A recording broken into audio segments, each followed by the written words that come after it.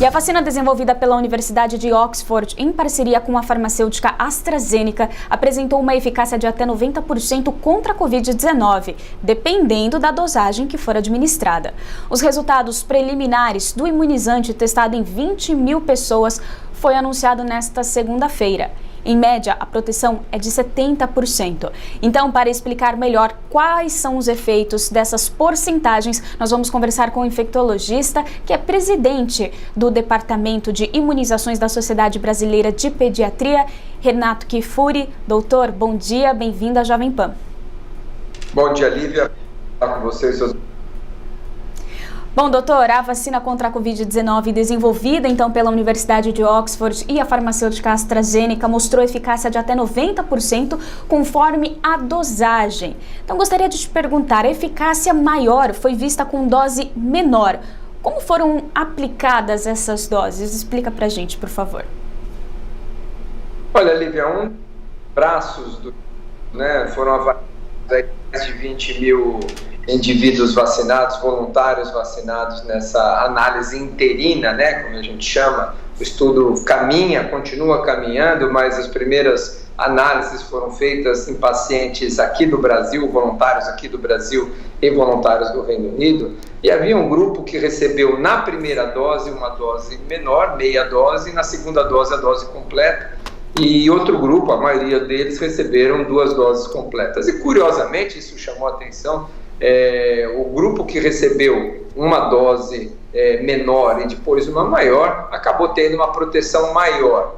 É curioso porque geralmente a quantidade, a dose maior, normalmente está relacionada com mais anticorpos. Mas eu creio que isso é um artefato, provavelmente, do dado estatístico, que ainda tem poucos casos. Então, esse dado precisa ser melhor esclarecido após nós avaliarmos essas publicações. Não temos ainda nenhuma publicação, foi só um anúncio. Nós precisamos ver esses dados para entender melhor qual a significância dessa alteração da eficácia em função da quantidade da vacina em cada dose.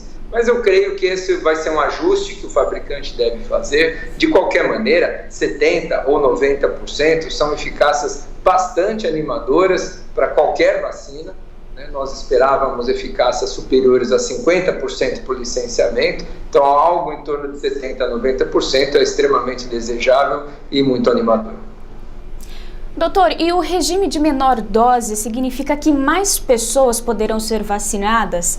A AstraZeneca pretende ter 200 milhões de doses prontas até o fim de 2020, que já está aí, e 700 milhões de doses até o fim do primeiro trimestre de 2021 em todo o mundo. É um número plausível ou bastante ambicioso?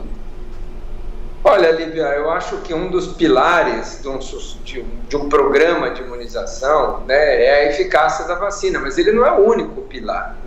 Um programa de vacinação para ser eficaz, para ser eficiente na sua ponta, para controlar uma doença, o dado de eficácia dentro do estudo clínico é um fator importante, sim, claro, mas outros fatores são tão ou até mais importantes. Por exemplo, a quantidade de doses disponível, por exemplo, o preço, por exemplo, a logística, a questão da conservação dessas vacinas. Então, que se eu tiver uma vacina 100% eficaz, mas que eu só tenha 10 milhões, que custe $40 cada e que precise um congelamento que eu não tenho rede de frio, essa vacina não me interessa, talvez não seja tão efetiva quanto uma vacina, por exemplo, que tem uma eficácia de 70%, que possa ser entregue em grandes quantidades, que custe 5 vezes menos, que não precise de congelamento. Isso se torna, no resultado final da introdução num programa de vacinação, uma vacina muito mais efetiva. Então, todos esses dados são levados em consideração em conjunto. Então, não basta somente ela ser segura e eficaz, mas precisamos avaliar preço, precisamos avaliar logística, precisamos avaliar disponibilidade de produção e quantidade. E o Brasil, nesse cenário, esses resultados são especialmente animadores para o brasileiro, porque nós fizemos aposta, o Programa Nacional de Imunizações fez compromisso de compra já com a vacina de Oxford em grandes quantidades, fez um contrato de transferência de tecnologia desta vacina para Biomanguinhos, que foi sob risco, obviamente. Então, fizemos um contrato há meses atrás, sem saber quais seriam esses resultados de fase 3. Então, uma vez eles anunciados, confirmando que a eficácia é boa, como assim desejamos também que aconteçam com outras vacinas, por exemplo, com a Sinovac, que tem acordo de transferência com o Butantan, para nós brasileiros isso é muito bom, porque nos mostra, nos indica, nos sinaliza que nós fizemos acordos adequados com empresas e com vacinas que vão se mostrar eficazes. Doutor, você falou da segurança, eficácia. Existem diferenças nos sistemas imunes de homens e mulheres, idosos, crianças, indígenas e também outros grupos étnicos que devem ser testados na fase 3 antes de ser distribuída para o mundo? Excelente pergunta, Lívia. Sem dúvida, as vacinas têm performance. Se nós formos olhar para as vacinas de uma maneira geral, que já conhecemos bem, elas mudam sim seu perfil de eficácia. Em geral, elas têm uma eficácia reduzida em idosos, para crianças, para algumas subpopulações, portadores de doenças crônicas.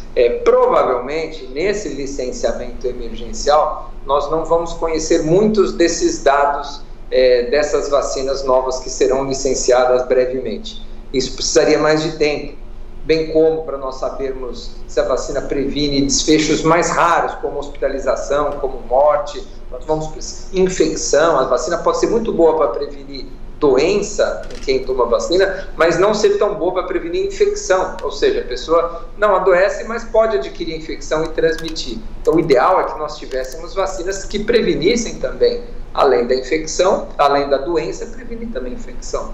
Mas esses são dados que não conheceremos no primeiro momento, porque um licenciamento emergencial, uma pandemia, não nos permite aguardarmos 1 ano, 2 anos, 3 anos de acompanhamento para licenciarmos vacinas com todas essas informações, como, por exemplo, duração de proteção. Nós não vamos conhecer isso no primeiro momento.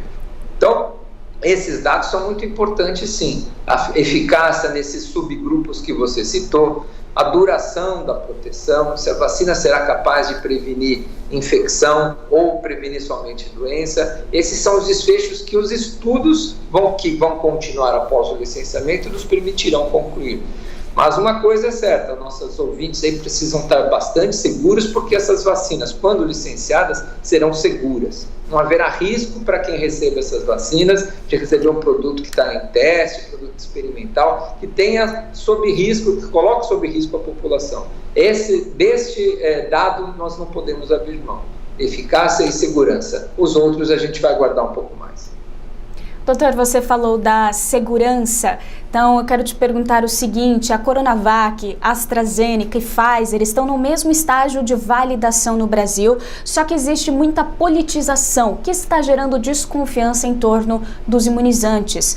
O tempo recorde de pesquisas faz parte da medicina moderna? Se a gente for comparar a outras vacinas que levaram 5, 10 anos para serem feitas, então quais são os principais pontos que devemos levar em conta para reforçar a segurança, como o senhor falou, a confiabilidade da vacina à população? Olha, é importante você tocar nesse assunto, Lívia, porque a segurança das vacinas sem dúvida é um fator crucial, tanto para os voluntários que estão participando dos estudos, quanto para aqueles que receberam a vacina após o seu licenciamento. Nós conseguimos fazer aí vacinas em menos de 1 ano, estamos chegando na reta final, porque nos valemos já das plataformas já estudadas previamente para essas vacinas contra o coronavírus, na epidemia de SARS, de MERS, do próprio Ebola. Isso facilitou com que os estudos já iniciassem numa fase mais avançada. Além disso, a tecnologia e, mais do que isso, nunca se teve tanto investimento, seja de universidades, seja de governo, seja de indústrias farmacêuticas, aportando recursos no sentido de viabilizar uma vacina no menor tempo possível. Realmente será um recorde, realmente será um desenvolvimento como nunca visto antes, mas não podemos abrir mão, volto a dizer, dos dados de segurança. Então, pode-se abreviar o desenvolvimento em animais, os testes pré-clínicos, pode-se abreviar períodos de registro, de submissão, avaliação burocrática dos dossiês, monitoramento dos dados, isso tudo é abreviável, né? Vamos dizer assim, é encurtável em termos de tempo. Agora, os dados necessários para que nós tenhamos uma vacina, o tempo da ciência que precisa de ser demonstrado, isso não dá para abrir mão. Então, o licenciamento ele pode ser e deve ser emergencial numa situação de pandemia, mas nunca experimental. Então, fazer experiência fora do ambiente de pesquisa clínica, isso é inadmissível, e tenho certeza que nenhuma agência do mundo regulamentará um produto, registrará um produto no seu país sem esses dados extremamente confiáveis. Então, é importante a população ficar tranquila que nós temos hoje mecanismos de validação de confiabilidade no licenciamento de qualquer uma delas. Doutor, temos esmiuçado, falado muito sobre as fases 1, 2 e 3 da produção de uma vacina. Só que eu também já estou ouvindo aqui acolá sobre a fase 4, que é quando a vacina é disponibilizada para a população. Você pode explicar melhor para a gente sobre essa fase 4? Se nesta fase também compreende essa questão da segurança, as pessoas vão continuar sendo monitoradas, porque pelo que eu entendi a fase 4 é o valendo na população. Exatamente, Lívia. A fase 4 nós chamamos de avaliação pós-licenciamento. Então, para quando nós conseguimos licenciar um produto, qualquer ele, não só contra a Covid, não só numa situação de pandemia, você continua monitorando o perfil de segurança dessa vacina em mundo real. Porque dentro desses estudos controlados, nós vacinamos, 30, 40, 50 mil indivíduos. Na vida real, nós vamos para uma vacinação de milhões de pessoas. Então, precisa continuar sendo vigiado esses efeitos colaterais, né? Isso acontece com qualquer vacina. A vacina de HPV, a vacina de tétano, a vacina de hepatite, continua sendo, após o seu licenciamento, continua sendo monitorada em relação à segurança para garantir que no uso em larga escala, algum efeito colateral que possa ser raríssimo não tenha sido vinculado à aplicação da vacina. No caso das vacinas da Covid-19, mais ainda, porque como nós estamos licenciando sem conhecer, como a gente falou, duração de proteção, efeito em outras populações, nós vamos precisar acompanhar com mais atenção ainda a vacina, a sua aplicação em mundo real. E é uma das estratégias fundamentais que é recomendada pela Organização Mundial da Saúde. O Brasil já vem se organizando também, sistemas de registro de efeitos colaterais, para monitorar essa segurança. Nós precisamos olhar isso de perto, sim, para continuar recomendando a vacina com segurança, porque essa vacina, uma vez licenciada, vai ser destinada a milhões de brasileiros. Nós conversamos com o infectologista, presidente do Departamento de Imunizações da Sociedade Brasileira de Pediatria, Dr. Renato Kifuri. Muito obrigada. Obrigado, Lívia. Um bom dia, uma boa semana a você. Igualmente, para todos nós.